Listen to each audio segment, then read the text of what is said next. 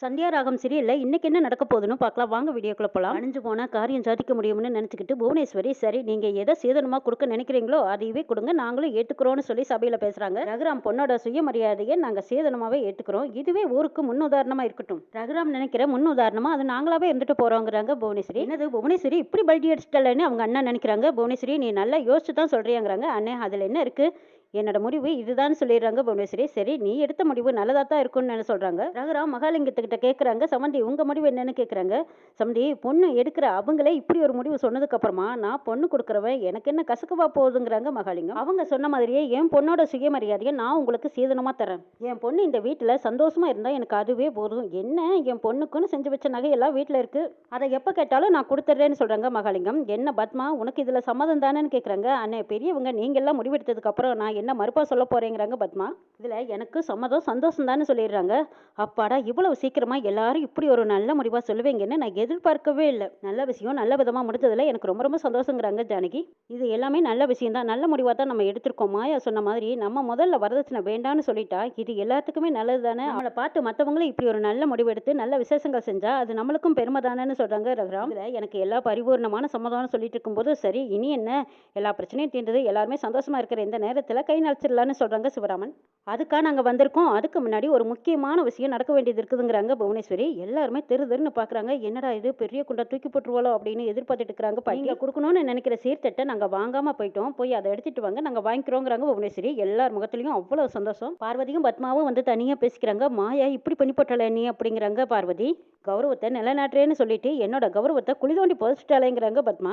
அந்த மாயாவை பார்த்தாவே எனக்கு அவ்வளோ வெறுப்பா வருதுங்கிறாங்க. சரி என்ன நீ பண்றது, சமயம் பார்த்து பேசிக்கலாம் வாங்கன்னு கூட்டிட்டு போறாங்க. பத்மாவும் பார்வதியும் போறாங்க. புவனேஸ்வரியும் அவங்க அண்ணாவும் தனியா நின்று பேசிட்டு இருக்காங்க. என்னம்மா நீ திடீர்னு இப்படி மாறிட்டேன்னு கேட்கறாங்க. அந்த வீட்டுல இருந்து வர வேண்டியது வரதட்சணை கிடையாது, அந்த வீட்டு பொண்ணு நம்ம வீட்டுக்கு வரணும், அப்பதான் நம்ம இந்த ரகுராமோட கௌரவத்தை குறைக்க முடியும். அந்த மாயாவையும் எப்படியாச்சும் வீட்டை விட்டு வெளியே அனுப்பிடணும்னு முடிவு பண்ணியிருக்காங்க புவனேஸ்வரி. ரகுராம் குடும்பத்தோட தனலட்சுமி வாங்கின மெடல் பட்டம் இது எல்லாமே கொண்டு வந்து இதுதான் எங்க பொண்ணுக்கு நாங்க கொடுக்குற சேதனம்னு கொடுக்குறாங்க, இதை விட வேற என்ன இருக்கு, கொடுங்க நாங்க வாங்கிக்கிறோம்னு சொல்லி புவனேஸ்வரி சந்தோஷமா சிரிச்ச முகமா வாங்கிட்டு இருக்காங்க. புவனேஸ்வரி கூட வந்து அந்த ஊருக்காரங்க சொல்றாங்க, அடடே என் வாழ்நாளில இப்படி ஒரு சந்தோஷமான விஷயத்த நான் பார்த்ததே இல்லைங்கிறாங்க. ரகுராமையா அவங்க பொண்ணுக்கு கொடுக்க வேண்டிய சேதனத்தை கொடுத்து எல்லாருடைய கண்ணையும் திறந்து வச்சுட்டாங்க. அவங்க நெற்றிக்கண்ணை திறந்தாங்க, நம்மளுக்கு வெளிச்சம் கிடைச்சதுங்கிறாங்க.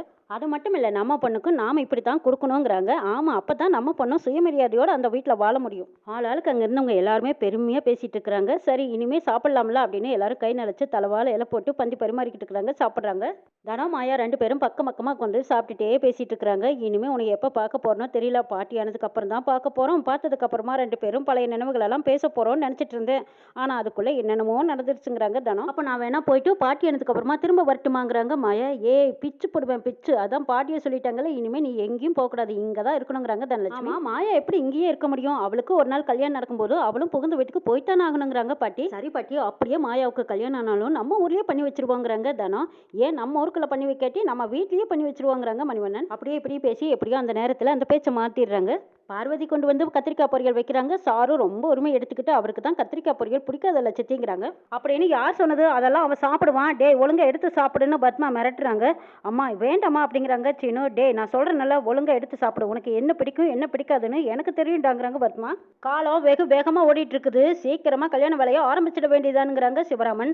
ஆமா இவங்க எல்லாம் துணிமணி எடுக்கிறக்கே ஒரு மாசம் பண்ணி போடுவாங்கன்னு சொல்றாங்க மகாலிங்கம். துணிக்கடைக்குள்ள போயிட்டோம்னா வெளியவே வர முடியாது, அப்புறம் ரெண்டு கல்யாணத்தையும் துணிக்கடையில தான் நடத்தணும்னு சொல்லி சிவராமன் சொல்லவும் எல்லாரும் கேட்க பக்கேன்னு சிரிக்கிறாங்க.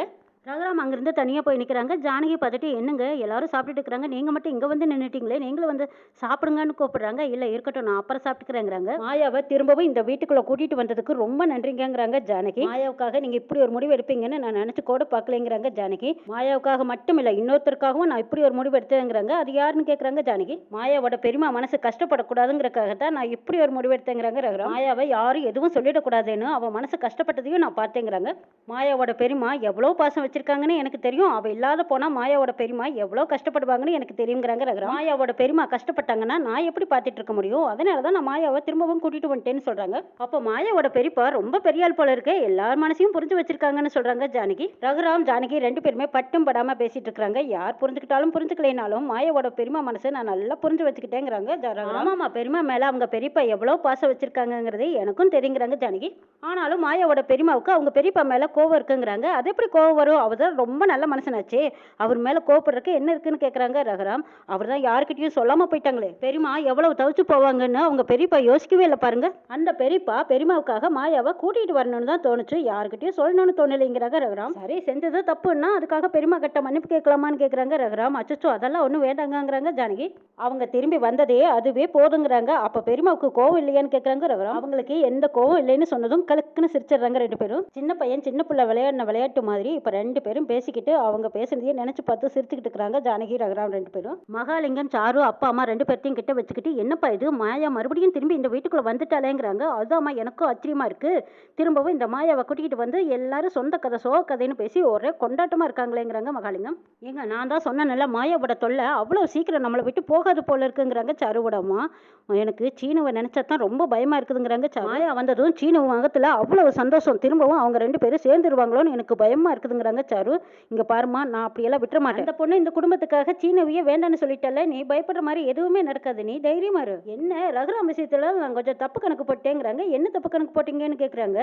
ஆமா, மாயா போனவள அப்படியே விட்டுருவாருன்னு நினைச்சேன். பின்னாடியே போய் கூட்டிட்டு வந்துட்டான். அவளுக்காக ஹோட்டல்ல எல்லாம் போய் வேலை செஞ்சிருக்கானே. மாயாவுக்காக இவ்வளவு தூரம் இறங்கி போறவன் இந்த வீட்டுல இருந்து மாயாவை வெளியே அனுப்புறது கொஞ்சம் கஷ்டம் தான். இல்லப்பா, முதல்ல எனக்கு சீனு கூட கல்யாணம் ஆயிட்டுதுன்னா மாயாவை விரட்டுறது ரொம்ப ஈஸிங்கிறாங்க சாரு. நான் மட்டும் இந்த வீட்டுக்கு மருமகளா வந்துட்டுனா போதும், ரகுராம் வாயாலேயே மாயாவை வீட்டை விட்டு வெளியே போன்னு சொல்ல வைப்பேங்கிறாங்க சாரு. சாரு, அது உன்னால எப்படி முடியும்னு கேக்குறாங்க. நான் நடத்தி காட்டுறேன் பாருன்னு சவால் விட்டுருக்காங்க சாரு. மணிவண்ணன் யாருக்கும் தெரியாம மாடியில போய் தம் அடிக்கிறது எவ்வளோ பெரிய கஷ்டமா இருக்குதே. இந்த வீட்டுல யாருக்கும் தெரியாம தம் அடிக்கிறது சுகமோன்னு தம் அடிச்சுக்கிட்டே இருக்காங்க. எட்டி எட்டி பாக்குறாங்க யாராவது வராங்களேன்னு. கார்த்தியோட அப்பா மாடிக்கு வராங்க. வந்ததும் மணிவண்ணனை பார்த்துட்டு, அட என்னங்க இது, தம் அடிக்கிறது உங்க வீட்டுல மறைஞ்சு இப்படி வந்து தம் அடிச்சிட்டு இருக்கிறீங்கன்னு கேக்குறாங்க. ஆமாங்க, இது யாருக்கும் தெரியாம தம் அடிப்பேன். மாப்பிளைக்கு தெரிஞ்ச இதை விட பிரச்சனை ஆயிடும். அதனால யாருக்கும் எந்த பிரச்சனையும் வேண்டாம்னு நான் தனியா வந்துருவேங்கிறாங்க. ஆமா, உங்க பையனுக்கு கல்யாணம் ஆக போது, உங்க முகத்துல சந்தோஷத்தையே காணுமேன்னு கேக்குறாங்க கார்த்தியோடப்பா. கல்யாணம் ஆகி என்னங்க பண்றதுங்கிறாங்க. ஏன் இப்படி வருத்தமா பேசுறீங்க? வரதட்சணை வேண்டாம்னு சொன்னதுல உங்களுக்கு ஏதாவது வருத்தமானு கேக்குறாங்க கார்த்தியோடப்பா. உங்க பையனுக்கு வரப்போற பொண்ணு காசு பணம் எதுவும் கொண்டாடாத வரலன்னு வருத்தமா இருக்குதுங்கிறாங்க. அட, காசு பணம் என்னங்க, காசு பணம் இங்க இல்லாததா? ஆனா வரப்போற பொண்ணு நம்மளுக்கு பிடிச்ச பொண்ணா இல்லையேங்கிறாங்க. நீங்க இப்படி சொல்றீங்க, ஆனா நீங்க எதையும் மனசுல வச்சுக்கிட்டு பேசுறீங்கன்னு எனக்கு நல்லா தெரியுதுங்கிறாங்க கார்த்தியோடப்பா. அட, அதை விடுங்க, சரி, தெரிஞ்சு என்ன பண்ண போறீங்க, விட்டுருங்கிறாங்க மணிவண்ணன். அட, எனக்கு எல்லாம் தெரியுங்க. உங்க பையன் ஆசைப்பட்ட பொண்ணு மாயா, அவ உங்க வீட்டு மருமகளா வரலையேன்னு தானே உங்களுக்கு வருத்தமா இருக்குன்னு கேக்குறாங்க. அது எப்படி உங்களுக்கு இந்த விஷயம் எல்லாம் தெரியும்னு கேக்குறாங்க மணிவண்ணன். அட, எனக்கு எல்லாம் தெரியுங்க. உங்க பையன் கல்யாணம் பண்ணிக்கலான்னு இருந்ததையும் அந்த மாயாவை தானே. எதையும் மறைக்க வேண்டாம், இது நம்ம ஊர், நம்மளுக்கு தெரியாம என்ன நடந்துரும். நானும் எல்லாமே யோசிக்கிற ஆள் தான். உங்க பையனுக்கு அந்த பொண்ணு தான் சரியான ஜோடி. நீங்க சொல்றது வாஸ்தவம் தான். அந்த பொண்ணு அமெரிக்காவில் பிறந்து வளர்ந்துருந்தாலும் அந்த பொண்ணு நம்ம குடும்பத்துக்காக என்ன வேணாலும் செய்து பார்த்தீங்கல்ல. அப்படி ஒரு பொண்ணு என் பையனுக்கு பொண்டாட்டியா வரணும்னு ஆசைப்பட்டேன். ஆனா என்ன பண்றது, மச்சான் வேற அந்த பொண்ணுக்கு வாக்கு கொடுத்துட்டாரு. ஆமா, நீங்க இதை பத்தி ரகுராம் கிட்ட சொன்னீங்களான்னு கேக்குறாங்க கார்த்தியோடப்பா. சொல்லி என்ன பண்றது, தேவையில்லாம பிரச்சனை தான் வரும். வருத்தப்பட்டு என்ன ஆக போகுது, இதை பத்தி நீங்க வெளியில யாருக்கிட்டையும் சொல்லாதீங்கன்னு மணிவண்ணன் சொல்லிட்டு இருக்கும்போது அந்த பக்கமா புவனேஸ்வரி வராங்க. என்னன்னு ரெண்டு பேரும் தனியா பேசிட்டு இருக்கீங்கன்னு கேக்குறாங்க. அது ஒண்ணும் இல்ல, ஏதோ காத்தோட்டமா சில விஷயங்கள் பேசிட்டு இருந்தோம்னு மணிவண்ணன் சமாளிக்கிறாங்க. அது ஒண்ணும் இல்லம்மா, மாயா சீனுவை பத்தி தான் பேசணுங்கிறாங்க கார்த்தியோட. இப்பதானே சொன்ன, யாருக்கிட்டையும் சொல்ல வேண்டாம்னு சொல்றாங்க மணிவண்ணன். அடக்காம இருங்க, என் தங்கச்சிக்கு எல்லா விஷயம் தெரியும். மாயாவுக்கும் சீனுவுக்கும் கல்யாணம் ஆகலையேன்னு வருத்தப்பட்டு இருக்கிறாருன்னு புவனேஸ்வரி கிட்ட சொல்றாங்க. ஆமா, நானும் எல்லாம் கவனிச்சுக்கிட்டு தான் இருக்கிறேன். சீனுவுக்கே அந்த பொண்ணை நீங்க பேசிருக்கலாமே. அது எப்படி, அதுதான் நடக்காம போச்சே. மச்சாங்கிட்டையும் இதை பத்தி இனிமே பேச முடியாதுங்கிறாங்க மணிவண்ணன். நீங்களும் ரகுராமுக்கு சமமானவர் தான். ரமணி அத்தைக்கு நீங்களும் மூத்த மருமகன் தானே.